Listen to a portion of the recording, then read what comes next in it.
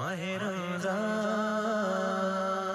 اعوذ باللہ من الشیطان اللعین الرجیم، بسم اللہ الرحمن الرحیم، وبہ نستعین وہو خیر الناصر والمعین۔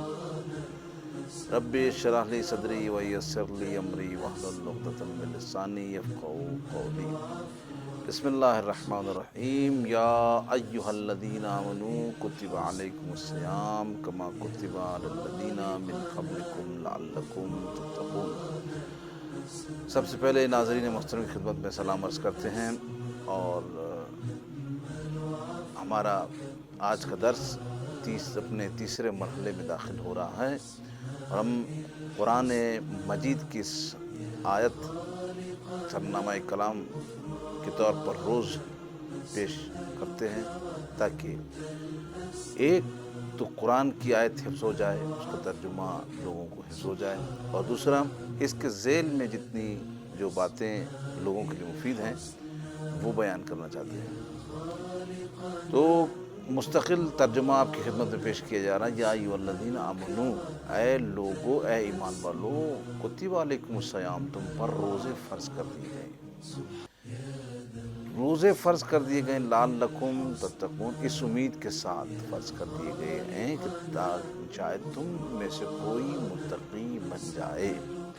یعنی اس کا صاف مطلب یہ ہوا کہ ماہ مبارک کے روزے رکھنے والوں میں یہ چیز دیکھی جا سکتی ہے کہ وہ اللہ کی طرف بڑھ رہے ہیں۔ یعنی جس طرح نماز، روزہ، حج، زکوٰۃ ایک ایسی عبادت ہے کہ جس سے محسوس کیا جا سکتا ہے کہ انسان اللہ کی طرف مائل ہے، اسی طرح سے روزے قرآن کے تحت ایک ایسی عبادت ہے کہ جس کو دیکھ کر یہ سمجھا جا سکتا ہے کہ انسان اللہ کی طرف مائل ہے۔ تو عزیزان من، بات ہی ہو رہی تھی کہ جب تک آپ کسی شے کی فضیلت کو بیان نہیں کریں گے، کسی چیز کی فضیلت کو بیان نہیں کریں گے، لوگ اس کی طرف مائل ذرا مشکل سے ہوتے ہیں۔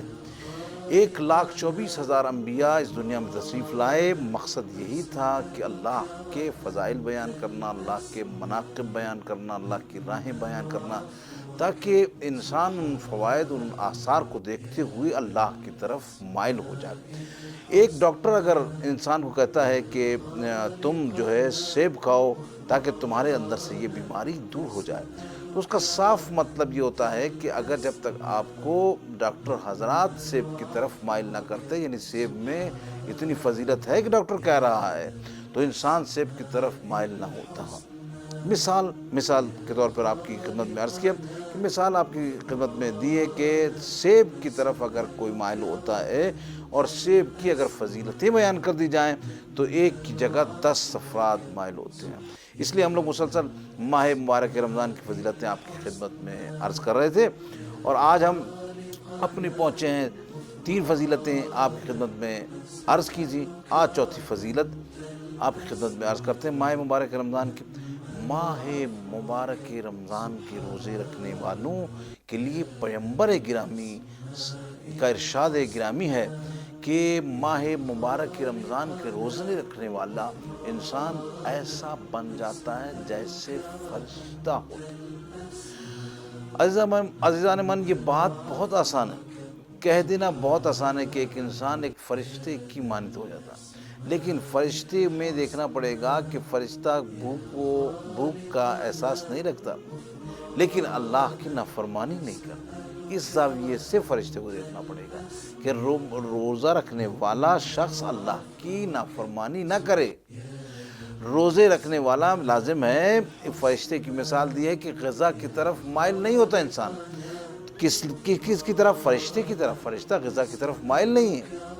تو انسان جب ایسے روزے جو اللہ کو پسند ہو، رسول کو پسند ہو، ائمہ اہل بیت علیہم السلام کو پسند ہو، ایسے روزے دار کو سب ہی پسند کرتے ہیں، اللہ پسند کرتا ہے، ائمہ پسند کرتے ہیں، انبیاء پسند کرتے ہیں، اور روایات جو روایات میں سلسلہ چلتا ہے، یہ روایات ہمارے پاس آتی ہیں، اس میں بھی جس روزے دار کی فضیلت کو بیان کی جاتا ہے، مراد یہی ہوتی ہے۔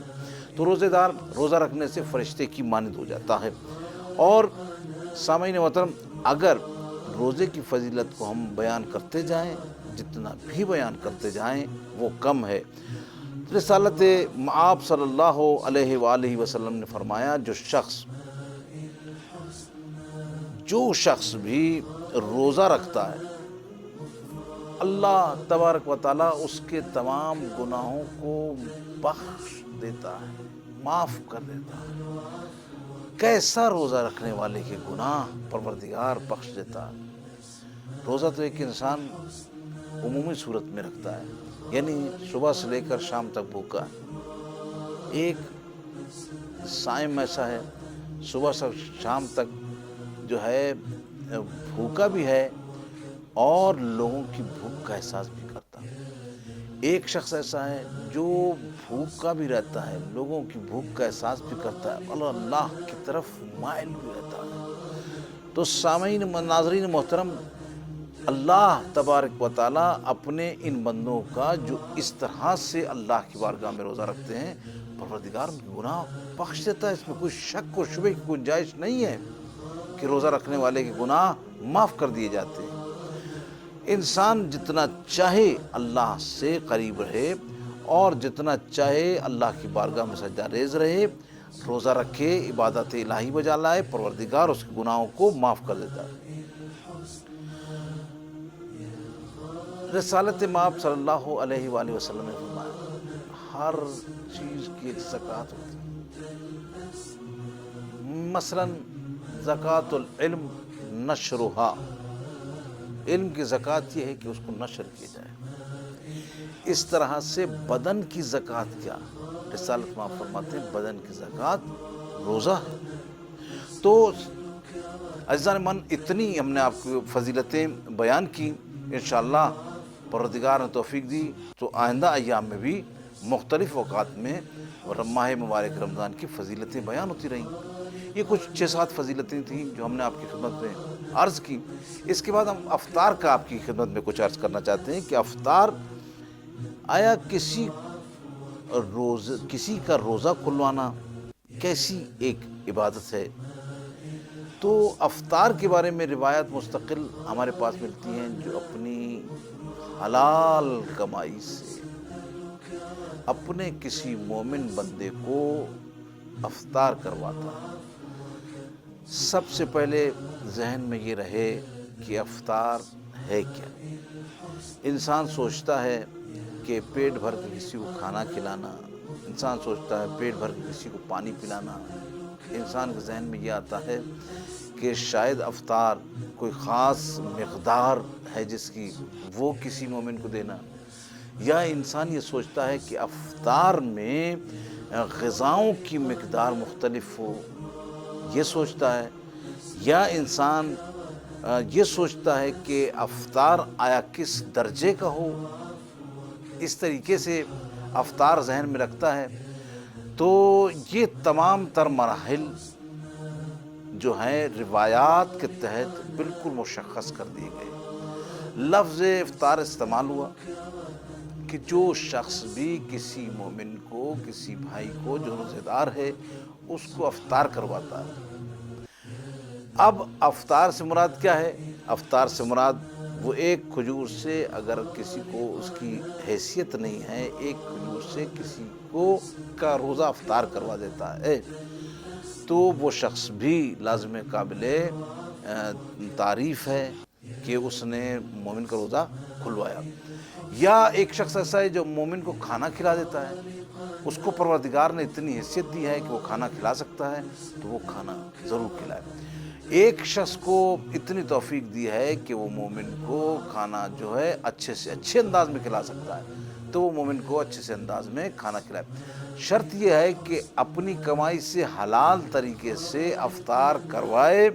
جو مومن کو حلال کمائی سے افطار کرواتا ہے، پروردگار اور اللہ کے فرشتے اس پر درود اور سلام بھیجتے ہیں۔ خصوصاً کس لمحے؟ اس لمحے درود و سلام بھیجتے ہیں کہ جو شبہائے قدر آتی ہے ماہ مبارک رمضان میں، اس میں درود و سلام بھیجنے کی خاص فضیلت ہے۔ تو بس جو شخص افطار کسی مومن کو کرواتا ہے تو اللہ کے ملائکہ جبرائیل ہوں یا دوسرے فرشتے ہوں وہ اس پر ان شبوں میں، خاص کر ان شبوں میں درود و سلام بھیجتے ہیں۔ والسلام علیکم ورحمۃ اللہ وبرکاتہ۔ الحسنى يا خالقنا